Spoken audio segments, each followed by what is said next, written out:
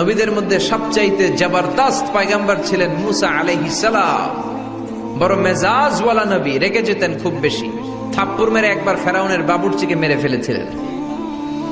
অনেক শক্তি আল্লাহ তাআলা তাকে গায়ে দিয়েছিল। তিনি একবার আল্লাহকে আবদার করে বসলেন, রব্বি আরিনি আনজুর ইলাইক। আল্লাহ, আপনি বলেছেন আপনারা দেখা যায় না, কিন্তু আমি দেখতে চাই। আমি কি করতে চাই? জোরে বলেন। আল্লাহ বললেন, লান তারানি, never you can see me, never you can see me. তুমি আমাকে দেখতে পাবে না, কারণ আমাকে দেখা যায় না। সাইয়েদনা মুসা বললেন, আমি দেখতে চাই। আল্লাহ বললেন, দেখা যায় না। মুসা বলে, দেখতে চাই। আল্লাহ বললেন, দেখা যায় না। মুসা আলাইহিস সালাম বললেন, কথা বলেন না কেন? আল্লাহ বললেন, মুসা বললেন, আল্লাহ বললেন। মুসা বলে দেখতে চাই, আল্লাহ বলে দেখা যায় না। কিন্তু সাইয়েদনা মুসা আলাইহিস সালাম ছেড়ে দেবার পাত্র নয়, হেরে যাবার পাত্র নয়, পিছু হটার পাত্র নয়। মনে যেটা উঠেছে আদায় করার পাত্র হলো মুসা, ঠিক কিনা? উনি বললেন, রব্বি আরিনি আনজুর ইলাইক। আল্লাহ, আপনি আমারে দেখা দেন, আমি দেখতে চাই। আল্লাহ বললেন, লান তারানি, never you can see me. ওরে মুসা, এই বায়না ধরো না, আমারে তো দেখা যায় না। এই পৃথিবীর চামড়ার চক্ষু দিয়ে আমাকে দেখা যাবে না। মুসা বললেন, আমি দেখেই ছাড়ব। আল্লাহ বুঝাতে পারেন না, মুসাও ছাড়েন না। অবশেষে নবীর আবদার রব্বুল আলামিন শুনতে রাজি হলেন। আল্লাহ বললেন, মুসা, আগামীকাল অমুক সময়ে গোসল করে ওযু করে তুর পাহাড়ে চলে আসবা।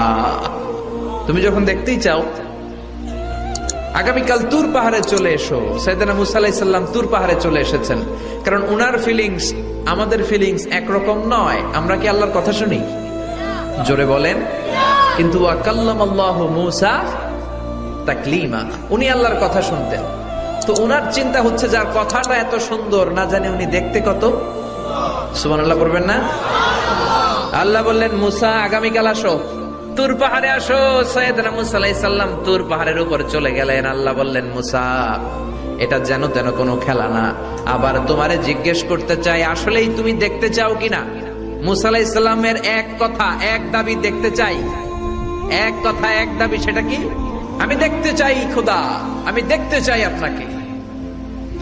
আল্লাহ বললেন, মুসা, এটা সাধারণ খেলা নয়, এটা বিপিএল এর খেলা নয়, এটা আইসিসি নয়, এটা ফিফার খেলা নয়, এটা মুসার সাথে বিশ্ব গভর্নমেন্টের খেলা, ঠিক কিনা? এটা সাধারণ খেলা না, it's a very dangerous game. তুমি যদি স্টার্ট করো, you have to go until the last moment. শেষ পর্যন্ত তোমাকে যেতে হবে, ঠিক কিনা? মুসা আলাইহিস সালাম এক পায়ে খাড়া। সাইয়েদনা মুসা বললেন, আমি রাজি। আল্লাহ বললেন, ওকে, তাহলে খেলা শুরু করে দিলাম। ও মুসা, তুমি দাঁড়িয়ে থাকো, খেলা এখন শুরু হয়ে যাবে। রব্বুল আলামিন মুসা আলাইহিস সালামের চারিদিকে অন্ধকার করে দিলেন। কি করে দিলেন? চারিদিকে 4 ফারসাক এলাকা, 1 ফারসাকে 12 মাইল, 4 ফারসাকে অনেক লম্বা একটা জায়গা, 3 × 36 কিলোমিটার জায়গা আল্লাহ অন্ধকার করে দিলেন। ঘুটঘুটে অন্ধকার, এত অন্ধকার সাইয়েদনা মুসা আলাইহিস সালাম নিজের হাতটাও নিজে দেখে না। এবার মনের মধ্যে একটু ভয় চলে আসছে, কোন আওয়াজ নাই, অন্ধকার। এবার মনের মধ্যে ভয় এসেছে, কিন্তু আল্লাহকে দেখতে চায়। ওই নেশায় এখনো অন্তরের মধ্যে কিছু সাহস আছে না নাই? সাহস নিয়ে দাঁড়িয়ে আছে।